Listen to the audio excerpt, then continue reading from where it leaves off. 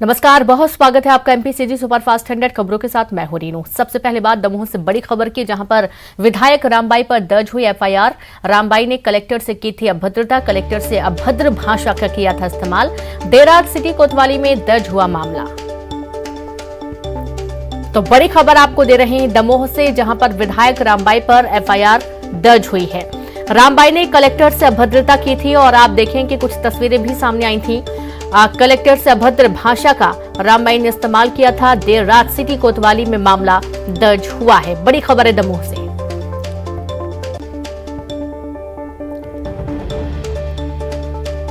तो ये देखें, ये वीडियो भी सामने आया है जब रामबाई काफी कलेक्टर के ऊपर भड़कती हुई नजर आई थी और कलेक्टर से अभद्र भाषा का इस्तेमाल करते हुए बात की गई।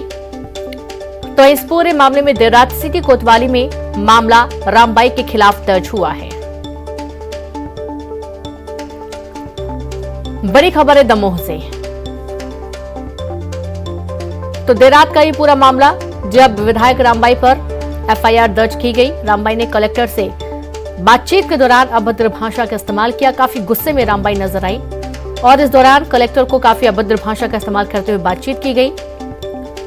तो वहीं देर रात सिटी कोतवाली में रामबाई के खिलाफ, विधायक रामबाई के खिलाफ मामला दर्ज हुआ है।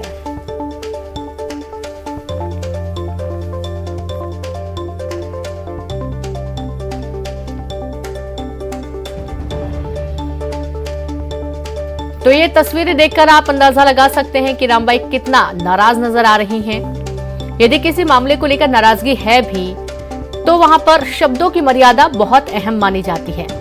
आप ये देखिए कि प्रशासनिक अधिकारी कलेक्टर से बातचीत के दौरान विधायक रामबाई इतना भड़क गई, इतना गुस्सा हो गई कि उन्होंने कलेक्टर से अभद्र भाषा का इस्तेमाल करते हुए बातचीत की। और इस पूरे मामले में देर रात सिटी कोतवाली में मामला दर्ज हुआ है रामबाई के खिलाफ। ज्यादा जानकारी के साथ संवाददाता धर्मेश पांडे जुड़ गए हैं। धर्मेश, सबसे पहले बताएं कि मामला क्या था, किस बात को लेकर विधायक रामबाई को इतना गुस्सा आ गया कि कलेक्टर से अभद्र भाषा का इस्तेमाल करते हुए बातचीत की गई? जी रेनू, मैं आपको बता दूं, ये पूरा का पूरा मामला है जो पथरिया विधानसभा का नरसिंहगढ़ है। वहां पर जनसमस्या शिविर लगा हुआ था मुख्यमंत्री वाला। तो वहां रामबाई पहुंची थी और उस शिविर में कोई शासकीय कर्मचारी अधिकारी नहीं पहुंचा। तो जब ऐसा वहां पर कोई शासकीय कर्मचारी अधिकारी वहां नहीं पहुंचा तो उसके बाद में जो भी हितग्राही वहां पर थे उनको लेकर के जो पथरिया विधायक थी वह जिला कलेक्ट्रेट पहुंची। और उस वक्त जो जिला कलेक्टर है वो किसी काम में व्यस्त, काफी देर तक पथरिया विधायक को बाहर इंतजार करना पड़ा। और इसके बाद में जैसे ही कलेक्टर वहां वापस आए और जब रामबाई से बात की गई तो रामबाई ने अभद्र शब्दों का प्रयोग करते हुए और काफी लंबी बातचीत में और कलेक्टर को खरी खोटी सुना दी।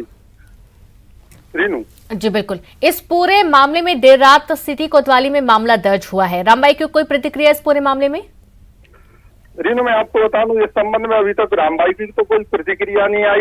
लेकिन जो दोपहर में जब ये कलेक्टर के साथ में अभद्र शब्दों का प्रयोग किया गया तो उसके बाद में क्लच है जो लिपिक वर्ग का शासकीय कर्मचारी संघ है उसने देर शाम और एकत्रित होकर के और जो क्या कहलाता है राज्यपाल और मुख्यमंत्री के नाम ज्ञापन सौंपा और लामबंद हुए थे, जिसके बाद में और देर रात को सिटी कोतवाली में मामला दर्ज हुआ है। रीनू जी बिल्कुल। अब ये पूरा मामला, ऐसा देखा जाता है धर्मेश कि पहले भी रामबाई की ऐसी नाराजगियां सामने आ चुकी थी जब वे काफी गुस्सा हो जाती हैं, जनप्रतिनिधियों को फटकार लगा देती हैं, और ये कोई पहली दफा नहीं जब रामबाई के खिलाफ ऐसा कुछ मामले सामने आए हैं।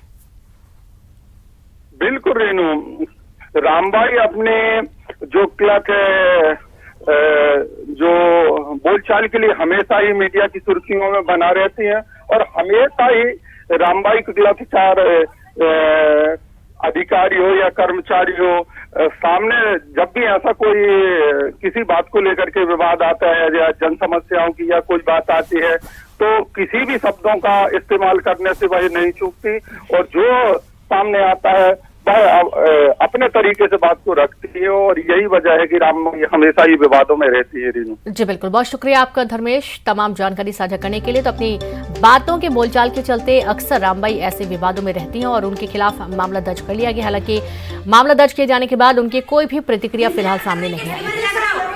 सालों से रह रहा है, कुछ लाभ ही नहीं है, तो क्या मतलब नहीं, ये बताओ इनके बच्चा भाई इनकी आईडी में से नाम कर दो, राशन नहीं मिल रहा यार भैया, राशन ही नहीं मिल रहा। ऐसे डुकरिया के आईडी में से नाम कर, खुद अधिकारी आज तक कभी उसमें नहीं बैठती, जनपद में नहीं जाती क्या? बिजली बिल का बताओ तुम्हारा। दीदी मेरा बिजली बिल बिजली को बिल को बताओ कितनी तुम्हारे घर की घर ही नहीं है, कहीं कर्मचारी पहुंचाओ, दिग्विजय भैया मुझे बोलो कहीं कर्मचारी पहुंचाओ नरसिंहगढ़, कोई चीज की लाभ नरसिंहगढ़ कर्मचारी पहुंचना चाहिए, समझ गए कि गरीबों को काम होना चाहिए, किसी चेक करा लेंगे, चेक करा लेंगे। और अब भोपाल से खबर है, जहां मजदूरों को लेकर जा रहा लोडिंग वाहन पलटा। हादसे में 10 को चोटें आई हैं, 2 की हालत काफी गंभीर है। घायलों को बैरसिया में भर्ती कराया गया है। घटना के वक्त 20 मजदूर गाड़ी में सवार थे। सोयाबीन की फसल काटने जा रहे थे सभी लोग और इस दौरान ये पूरा हादसा हुआ। बड़ी खबर भोपाल से है, मजदूरों को लेकर जा रहा लोडिंग वाहन पलटा। हादसे में 10 को चोटें आई हैं, 2 की हालत काफी गंभीर है। घायलों को बैरसिया में भर्ती किया गया है। घटना के वक्त 20 मजदूर गाड़ी में सवार थे। सोयाबीन की फसल काटने जा रहे थे सभी लोग।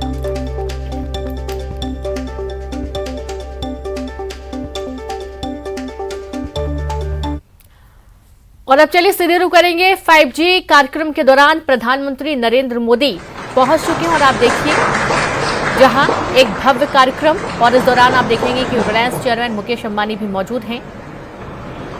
तो आज से देश में नई संचार क्रांति की शुरुआत होने जा रही है और देखें कि पीएम मोदी 5G सेवाओं को आज लॉन्च करते हुए नजर आए। कार्यक्रम में रिलायंस इंडस्ट्रीज के चेयरमैन मुकेश अंबानी साथ में मौजूद हैं और साथ ही उद्योग जगत के कई दिग्गज भी उनके साथ मौजूद हैं।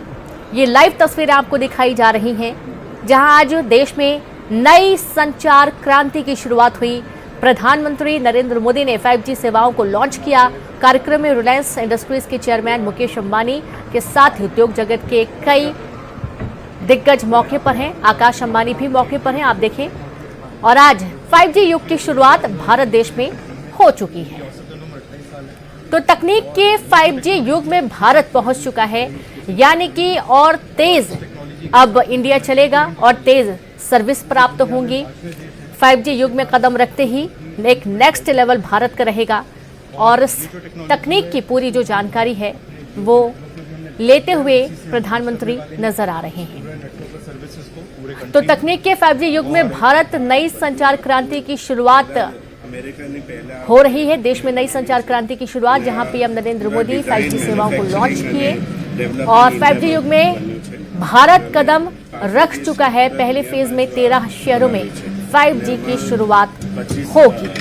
50,000 યુનિટ બનાવી છે અને લાખોમાં જશે અને પૂરા ઇન્ડિયામાં ડિપ્લોય કરશે। આ એક્સપોર્ટ બી થશે બીજા બધા નેટવર્કને પાવર કરવાને। एक्सपोर्ट के लिए भी तैयार हो गए हैं। हम 14 जगहों पे बात कर रहे हैं इंडिया के बाहर टू एक्सपोर्ट दिस टेक्नोलॉजी। और हमारा जो नेटवर्क है उसमें हमने 12 करोड़ की कैपेसिटी इस टेक्नोलॉजी के साथ लगाई है, रेडियो से लेकर क्लाउड तक, जो 44 डेटा सेंटर्स के अंदर आज लाइव है और इसी से हम लॉन्च कर रहे हैं। આ 12 કરોડ લોગને નદર 200 મિલિયન લોગને સર્વિસીસ આપી શકે અને આ બધું કામ કરે છે। और अवार्ड्स भी हमको मिले हैं। अभी लंदन में हमको मिला था एक award for outstanding technology in commercial use. और अब हम लोग 6G के ऊपर भी काम शुरू कर रहे हैं। तो हम 1 साल से 6G पे काम कर रहे हैं और 6G के अंदर हम चाहते हैं कि बाय 2026-27 तक हम एक नया प्रोडक्ट बना के लाएं, ahead of time, ahead of the standards. ये सारा हार्डवेयर जो है चेन्नई के अंदर मैन्युफैक्चर होता है। जैसे आकाश भाई कह रहे थे 50,000 यूनिट हम ऑलरेडी कर चुके हैं और एंजॉय कर रहे हैं और साथ में भी कैपेसिटी बना रहे हैं। पहले इंडिया में लगाएंगे अपने नेटवर्क में और उसके बाद यहाँ से पावर के ऊपर जाते हैं 28 लेयर का बोर्ड है, इतना पता वो कॉम्प्लेक्स बोर्ड तो 28 लेयर और ये एंटीना है। पावर के ऊपर एंटीना आपको अलग दिख रहे होंगे और डिब्बे अलग दिख रहे हैं, लेकिन ये एक ही डिब्बे में सब और ये 19 किलो इससे ज़्यादा ये टावर है। हाँ, ये टावर के ऊपर जाता है, ये टावर के राइट क्या है motor chair right sir. Thank you sir.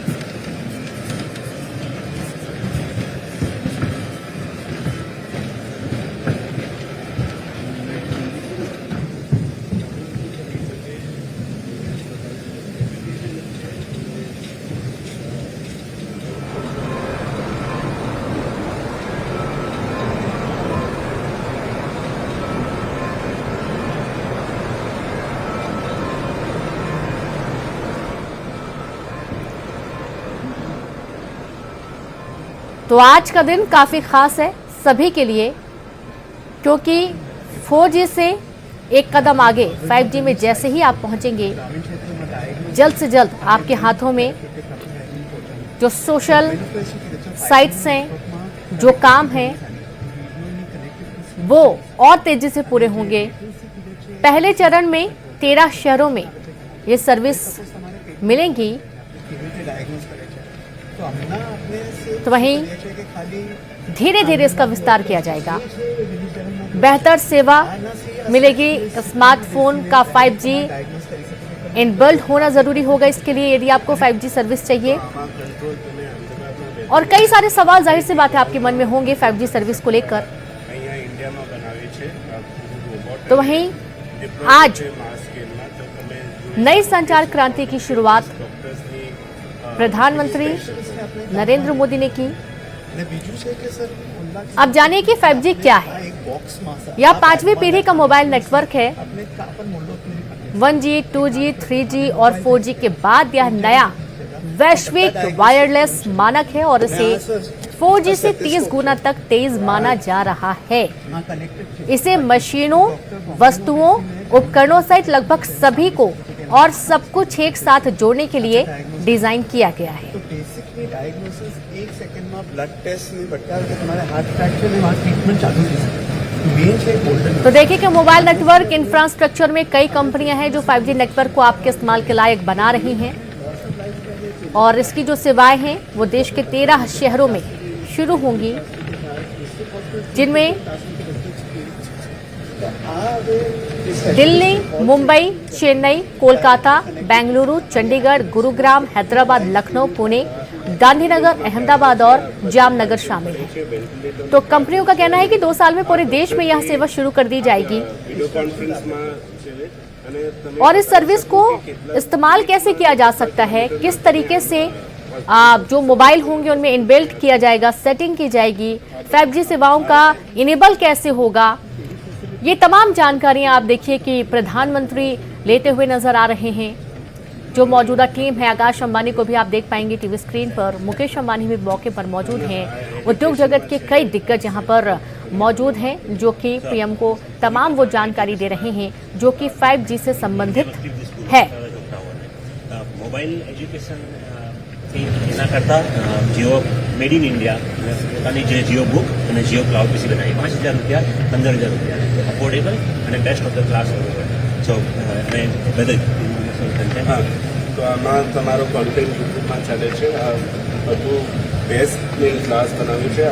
આનું કોસ્ટ આજે માર્કેટમાં 25,000થી નીચે નહીં આપીએ, પણ અમે ક્લાઉડ પીસી બધું ક્લાઉડમાં જાય। અહીંયા તો કંઈ નહીં છે, આ ડિસ્પ્લેને પાવર કરે। આનું એન્ડ ટુ એન્ડ સોલ્યુશન 5,000 રૂપિયામાં છે। લેપટોપ માટે સ્કૂલમાં આપવા માટે તો આ 10,000 રૂપિયાનું લેપટોપ બનાવ્યું છે અને પૂરું design manufactured and developed in India છે। આ જીઓને એન્જિનિયરને કહેતા 200 લોકોને કિયા છે અને આ ફાઇનલી આ જીઓ ક્લાસ ડેવલપ કર્યું છે। It is the new frontier of this. This is also designed in India. हमें एक बार पहली लो तो हमें बता भी सकते।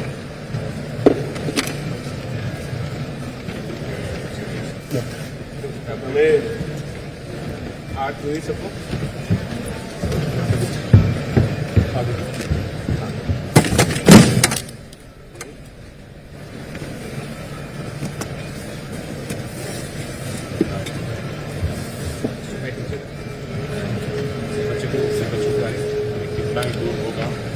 तो आप देखिए कि 5G का इस्तेमाल किस किस तरीके से किया जा सकता है, क्या इसका इम्पैक्ट होगा, इस्तेमाल किस तरीके से होगा, किन किन संसाधनों में, उपकरणों में इसका इस्तेमाल किया जा सकेगा और कितना बेहतर ये काम करेगा।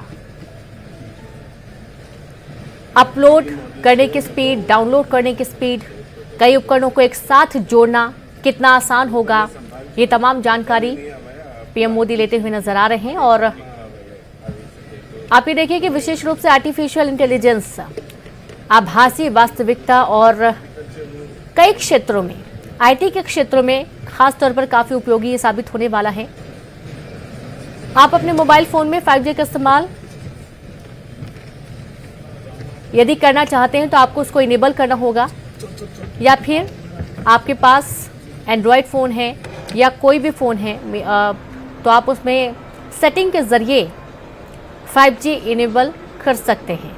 यदि आप में 5G इनेबल होगा तो ही आप 5G सर्विस का इस्तेमाल कर पाएंगे।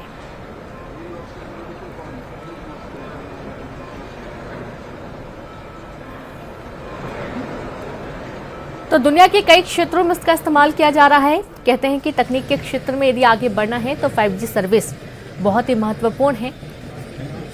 और ये लाइव तस्वीरें आपको दिखाई जा रही हैं दिल्ली के प्रगति मैदान से, जहां पर पूरी एक प्रदर्शनी लगाई गई है, पूरा एक सेटअप तैयार किया गया है, जहां पर हर तरीके से बेहतर नेटवर्किंग, बेहतर स्पीड, तकनीकी संसाधनों का और बेहतर इस्तेमाल, आईटी के क्षेत्र में प्रत्येक व्यक्ति के हाथ तक ये सर्विस जा सके, मोबाइलों में इस सर्विस का उपयोग आसानी से किया जा सके। इन तमाम चीज़ों की एक रूपरेखा तैयार की गई है, पूरा सेटअप तैयार किया गया है, जहां प्रगति मैदान में आप देखें कि प्रधानमंत्री मोदी इनकी जानकारी लेते हुए नजर आ रहे हैं। तो किसी भी चीज़ को डाउनलोड करना हो, कोई फाइल अपलोड करना हो, कुछ सर्च करना हो, या यूँ कहें कि आजकल जैसे कि बड़े बड़े डेटा, बड़ी बड़ी फाइल्स आती हैं, उनके डाउनलोड करने के लिए काफ़ी वक्त लग जाता है कई बार। लेकिन 5G सर्विस के आने के बाद एक ही क्लिक पर तकरीबन कुछ ही सेकंड्स में आप बड़ी फाइल भी डाउनलोड कर पाएंगे यदि आप 5G सर्विस का इस्तेमाल करेंगे तो 5G युग में कदम रख चुका है भारत। 13 शहरों में इसकी सर्विस शुरू कर दी जाएगी। 4G से अपग्रेड होकर अब भारत 5G में पहुंच रहा है और जाहिर सी बात है कि पूरे देश में इस सर्विस को पहुंचाने के लिए जो तमाम कंपनियां हैं वो पूरी कोशिश कर रही हैं ताकि सभी लोग इसका इस्तेमाल कर सकें। और जैसा कि आपको मालूम है कि आज के तारीख में सोशल मीडिया का ज़माना है, ज़्यादा से ज़्यादा लोग सोशल मीडिया पर एक्टिव रहते हैं। हर घर में हर व्यक्ति के पास मोबाइल आपको मिल जाएगा, और वो भी एंड्रॉयड मोबाइल, या यूँ कहें कि जहां सोशल मीडिया तमाम प्लेटफॉर्म्स आप इस्तेमाल कर सकते हैं, उन मोबाइल्स का इस्तेमाल सभी लोग करते हैं। तो ये बहुत अहम हो जाता है कि 5G सर्विस को सपोर्ट करने के लिए आपके पास एक अच्छा मोबाइल होना ज़रूरी है जिसमें आप 5G सर्विस का लुत्फ़ उठा सकते हैं। तो तकनीक के क्षेत्र की बात कर ली जाए, पढ़ाई की बात कर ली जाए, अन्य क्षेत्रों की बात कर ली जाए, तो 5G सर्विस के आने के बाद ये एक नए युग का भारत आप देख पाएंगे।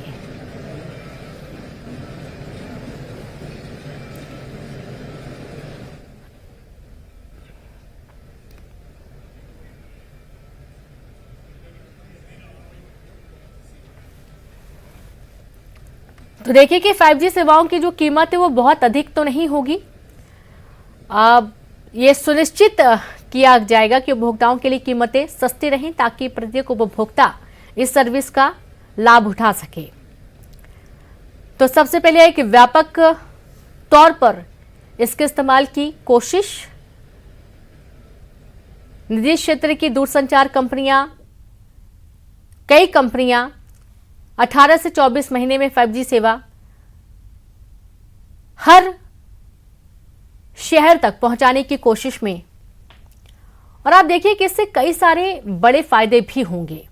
फायदे किस तरीके से होंगे वो भी आपको बता दें कि 5G एक इंटीग्रेटेड और सक्षम एयर इंटरफेस है। इसे मोबाइल नेटवर्क को सशक्त बनाने और नई सेवाएं देने के लिए बेहतर क्षमता के साथ डिजाइन किया गया है।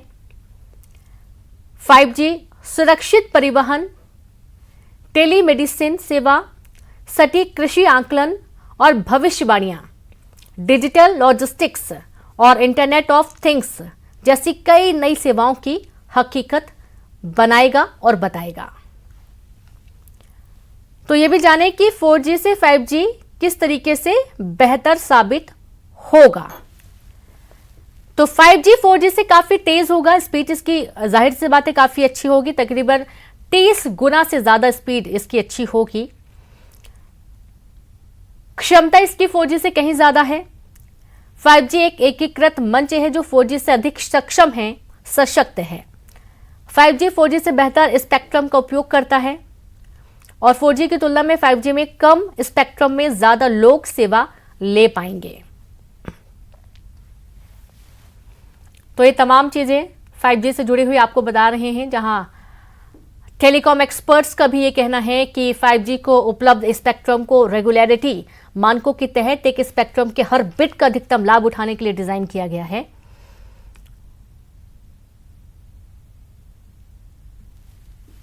तो 5G के आने के बाद जाहिर सी बात है कि 4G का जो इस्तेमाल है वो कम होगा।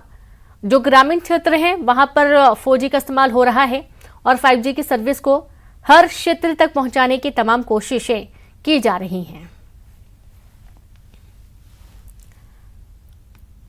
आप देखिए कि 5G जो है वो प्रत्येक व्यक्ति के लिए भी एक तरीके से कहा जाएगा तो फायदे का सौदा होगा। वो भी जाने की कैसे। दुनिया के कई हिस्सों में जहां 5G सेवा शुरू की गई है वहां पर लोगों की लाइफस्टाइल में बदलाव आया है, एक बड़ा बदलाव आया है। जल्दी काम हो जाते हैं, वक्त बचता है, अपने निजी कामों के लिए वक्त बचता है और इस तकनीक के माध्यम से कम समय में ज्यादा काम किया जा सकता है। तो नई संचार क्रांति की शुरुआत भारत देश में होते हुए दिल्ली के प्रगति मैदान में इस वक्त प्रधानमंत्री मोदी हैं और तमाम चीजों की जानकारी लेते हुए नजर आ रहे हैं। एक बार फिर से आप देखिए।